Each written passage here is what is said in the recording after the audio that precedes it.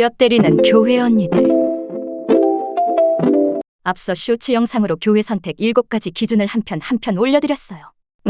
저희는 일개 평신도입니다. 목사도 아니고 전도사도 아니에요. 그런데 왜 굳이 이렇게까지 영상을 찍느냐? 저희가 하도 갈 교회가 없는 거예요. 그러니 답답한 심정이야 이루 말할 것도 없고, 정말 소위 깨어있다고 생각했던 목회자들까지 변질되고 타락했어요. 다들 공감하실 거라 생각해요. 얼마나 교회들이 잘못된 사상으로 또는 잘못된 복음으로 가르치고 있는지. 저희 같은 일개 평신도가 이렇게 영상까지 찍어야 하나요? 아니, 하도 교회들이 잠잠하니까 저희 같은 일개 평신도가 이렇게 외치는 것 아니겠습니까?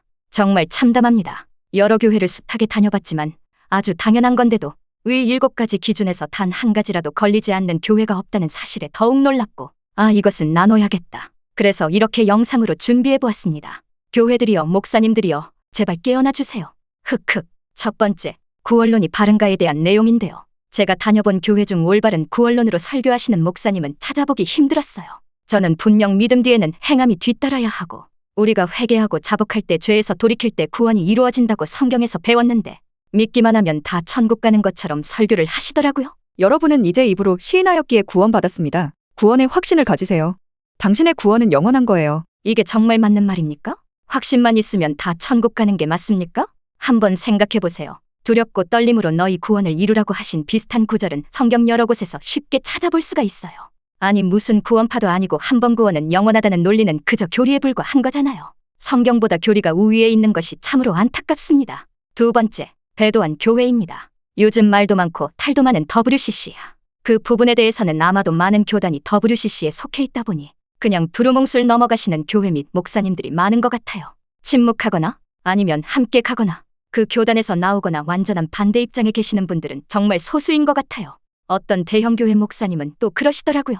교단이 가입한 거지 내가 가입한 거냐? 교단이 가입했으니 내가 거기 있는 것뿐인데 왜 문제를 삼지? 이건 말도 안 되는 해명 아닌가요? 천주교와의 연합, 그리고 어떤 종교에도 구원이 있다는 그런 주장을 하는 단체인데, 아니 무슨 변명이 그리 많고 이유가 그렇게 많아야 하는지 정말 모르겠습니다. 그저 답답한 심정이에요. 본인만 지옥 가는 것이 아니라 수만 명, 수천 명 데리고 지금 도박을 하겠다는 건지 하나님을 향한 두려운 마음이 없는 거예요. 신사참배 때와는 비교가 안 될 만큼 정말 성경에서 예언된 것처럼 먼저 배도하는 일이 있고, 그 말씀이 정말 실제가 아닐 수 없는 마지막 때를 살고 있는 것 같습니다. 세 번째, 공산주의 사상 대한민국 좌파에 대하여. 교회 선정 시 목회자의 정치 성향은 굉장히 중요해요. 왜냐하면 정치 성향은 그 사람의 세계관, 성경관 같은 아주 큰 정신세계를 반영하기 때문이에요. 끝까지 좌파를 고집하는 기독교인들의 정신세계를 파고 들어가 보면 결국 그 끝에는 성경의 권위보다 자신의 정의관념, 판단 능력을 우선시하는 세계관을 대변하는 경우가 많죠. 그렇기 때문에 당신이 정의롭다고 주장하는 그 정당이 실상 적그리스도적 정책에 앞장서고 있고, 또 그들에게 권력을 주고 승인함으로써 하나님을 대적하게 되는 거죠. 근데 제가 만나본 좌파 기독교인들한테 이렇게 알려줘도 씨알도 안 먹혀요. 실제로 좌파들이 북한 정권 옹호하는 거 보면 정말 무섭다니까요. 아주 병적으로 북한 정권을 싸고 돌잖아요. 빨리 북한 정권이 무너지고 복음 통일되는 게 우리 기독교인들의 다 같은 염원일 텐데, 이들은 오히려 북한 정권을 보호해주니 왜 그런지 도통 이해가 안 되는 대목이에요. 네 번째, 성령의 역사를 인정하지 않는 교회인데요. 교회는 성령이 거하시는 전임에도 불구하고 성령의 역사를 인정하지 않으면 필연적으로 죽은 교회가 될 수밖에 없겠죠. 그러다 보니 궁여지책으로 성령이 조명해 주시는 생명의 말씀이 아닌 지식으로서의 말씀을 강조할 수밖에 없고, 그래서 똑똑한 목사를 초빙하려고 세계적인 유명 신학교의 석사, 박사 학위를 요구하게 되는 거예요. 아니, 성령 받지 않은 신학 박사면 뭐라고, 석사면 뭐랍니까? 성령님이 말씀을 주시지 않으니 은혜를 끼친다는 명분 아래 감동적인 세상 이야기나 예화로 들고 혼의 영역인 감정선을 건드려서 결론은 그냥 착하게 살자 수준밖에 안 되는 거죠. 무슨 도덕 시간입니까? 다섯 번째, 신사도 운동에 대해 말해보자고요. 이 경우는 위의 네 번째 사례의 부작용인 것 같아서 더 안타깝네요. 교회들이 성령의 생수에 목이 마르다 보니 성령의 역사가 강력하게 일어난다는 교회로 찾아가는 것 같아요. 잘 가면 좋죠. 근데 그런 교회들이 대부분 혼탁하고 무질서하며 무례한 거짓 선지자들이 판을 쳐요. 서로 짰나? 아님 어디서 그렇게 배워오는 건가? 암튼 이상해요. 성령의 역사를 가장한 미혹이 그때부터 시작되는데, 예언, 치유, 축사, 성도들의 문제 해결 등등을 미끼로 성도들을 올가매고, 이 교회 떠나면 큰일 난다고 가스라이팅까지 서슴지 않아요. 목사가 우상화되어 있는 것은 물론 이 목사님 만나 문제 해결까지 되었다 그럼 아주 그 목사는 신이 되는 거예요.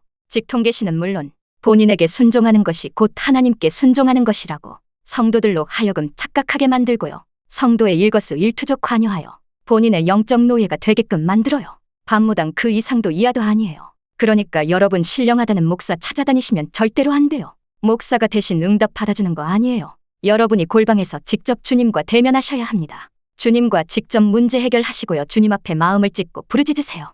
그럼 주님이 인도해 주십니다. 6번째, 번영신학과 인본주의. 이것도 정말 문제인데요. 다 복받고 싶죠. 그 심리를 이용하여 교회 나오고 예수 믿으면 무조건 복받는다. 사업 번창하고 좋은 대학 가고 좋은 직장 취직하게 된다 등의 복받는 이야기만 늘어놓고 간증까지 시켜요. 절에서나 할 법한 수능 특별 기도회? 이런 플랜카드를 걸기도 하니까 이게 무슨 해괴망측한 일입니까? 그러니 목사님들은 성도들 눈치 보면서 듣기 좋은 이야기만 하게 되는 거죠. 아니 하나님 눈치를 봐야지 왜 성도들의 눈치를 봅니까? 혹시 죄를 지적하고 회개를 외치며 주님 다시 오심을 선포하고 거룩하게 살라고 말하면 성도들 떠날까 두려운 거예요. 요즘 지옥에 대한 설교도 점점 찾아보기가 힘들어요. 물론 예수 믿으면 고난만 있는 건 아니에요. 때때로 축복도 주시는 좋은 분이시죠.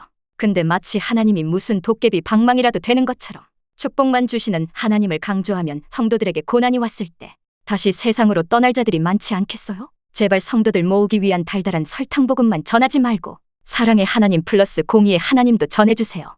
7번째, 목회자의 인격 중심 이 바른 교회입니다. 정말 열악한 환경 가운데서 주님만 바라보고 목회하시는 분들, 선교지에서 생명 내어놓고 복음 전하시는 분들도 계심을 알기에 이 부분이 가장 조심스러운 주제이지만 매스컴을 통해 목회자의 추문이 드러나 주님 영광을 가리는 경우도 많은 게 사실이고 주변에서도 많이 듣는 이야기라 침묵할 수 없겠네요. 우리 목사님 잘 아시죠? 목사님이 하라는 대로만 따라오면 됩니다.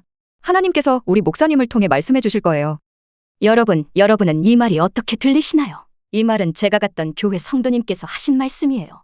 인격이 훌륭한 목사님은 절대 저렇게 가르치지 않습니다. 성도들이 바로 열매일진데 저 말이 정상적인 성도의 입에서 나올 말은 아니겠지요? 저 한마디만 들어봐도 주님 영광 다 가리고 있는 게 여러분은 느껴지십니까? 마지막 때입니다. 절대 사람 의지하지 말고 하나님과 동행하세요. 위 7가지 기준에서 여러분은 어떤 것을 포기하시겠습니까? 진리에 서 있다면 단 한 가지도 타협할 수는 없을 겁니다. 부디 분별 잘 하시고 올바른 교회 선택하여 구원의 날까지 생명의 좁은 길 걸어가시기를 축복합니다.